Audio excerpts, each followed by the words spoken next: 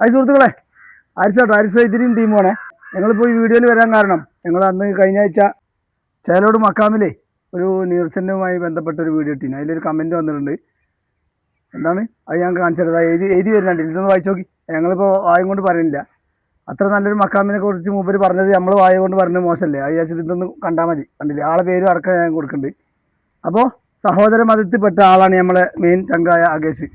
അപ്പോൾ അകേഷ് അതിനുള്ള കാര്യങ്ങൾ നിങ്ങൾക്ക് പറഞ്ഞുതരും. അതിൻ്റെ എന്താണ് മൂപ്പര് പറഞ്ഞത്, അതിനുള്ള മറുപടി അകേഷ് പറയും.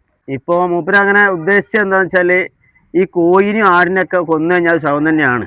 പക്ഷെ നമ്മൾ തിന്നതാണോ പ്രശ്നം, അതോ ഇനി മകാം കമ്മിറ്റി കൊടുത്തതാണോ പ്രശ്നം, എവിടെയാണെന്ന് നമുക്ക് പ്രശ്നം എന്ന് അറിയുന്നില്ല.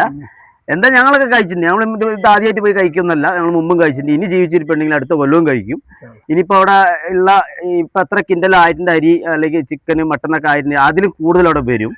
പിന്നെ പുള്ളിക്ക് ഇങ്ങനെ ഒരു സന്തോഷമായിട്ടുണ്ടെങ്കിൽ ഇക്കാ പെടങ്കോടെ കാണിക്കുന്ന പേര് ഞാൻ പറയുന്നില്ല. എനിക്ക് തന്നെ എന്തോ ഒരു കുറച്ച് പേരുണ്ടില്ലേ. അല്ല എനിക്ക് ഞാൻ പറയുന്നില്ല, എനിക്കൊരു സങ്കടാവുക, എനിക്കൊരു വിഷമാവുക. കാരണം എന്താ അറിയോ, ശവന്തീനികൾ എന്നാണ് അതിൽ എഴുതിയിട്ടുള്ളത്. പക്ഷെ അത്ര യാസി ആളുകൾ ഒരു നേരത്തെ ഭക്ഷണത്തിന് വന്ന് അത് കിട്ടിയിട്ട് കഴിച്ച ആൾക്കാരുണ്ടാവും. നമ്മുടെ നാട്ടിൽ നടക്കുന്ന ഒരു പള്ളിയുടെ നേർച്ചയാണ് അത്. ഇന്നലെ മിഞ്ഞാന്നോട് പൊട്ടിമുളച്ചൊന്നല്ല, എല്ലാരും ആക്ഷേപിച്ച് പറഞ്ഞ മാതിരിയാണ്. അപ്പൊ അത് ഞാൻ ചോദിക്കുന്നത് എന്താ അറിയോ, എന്റെ ചോദ്യം എത്ര നിൽക്കുള്ളൂ, ആരെയാണ് മൂപ്പര് ഉദ്ദേശിക്കുന്നത്?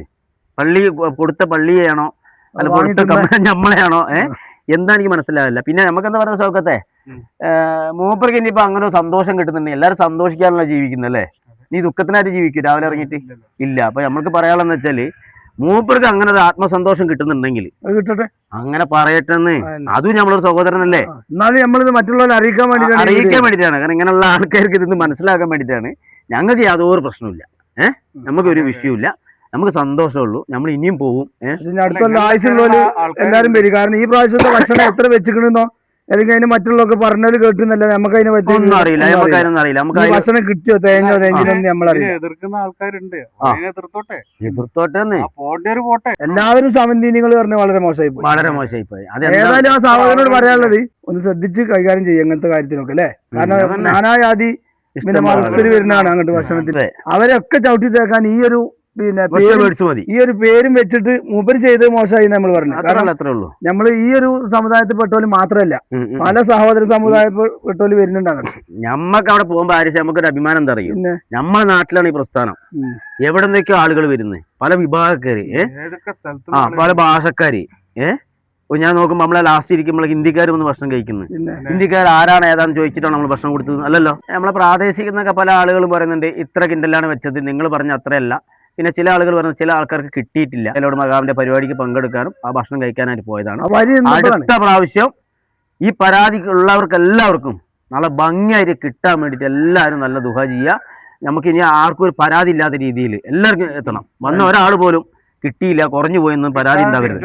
നമ്മൾ മൂന്നാളും സംഘം ചേർന്ന് പിന്നെ നീർച്ചക്ക് പോയി വരി നിന്നു, വെയിലും കൊണ്ട് വരി നിന്നിന്റെ ഇടക്ക് തോന്നിയതാണ് ഒരു വീഡിയോ എടുക്കാൻ. അതിനായിട്ട് പോയതോ അതിനെ പറ്റിയുള്ള ബാക്ക്ഗ്രൗണ്ടുകൾ നമുക്ക് അറിയില്ല. കുറെ ആൾക്കാർ പറഞ്ഞ് നമുക്ക് ചോറ് കിട്ടിയിട്ടില്ല, കുറെ ആൾക്കാർ തിരിച്ചുപോയി.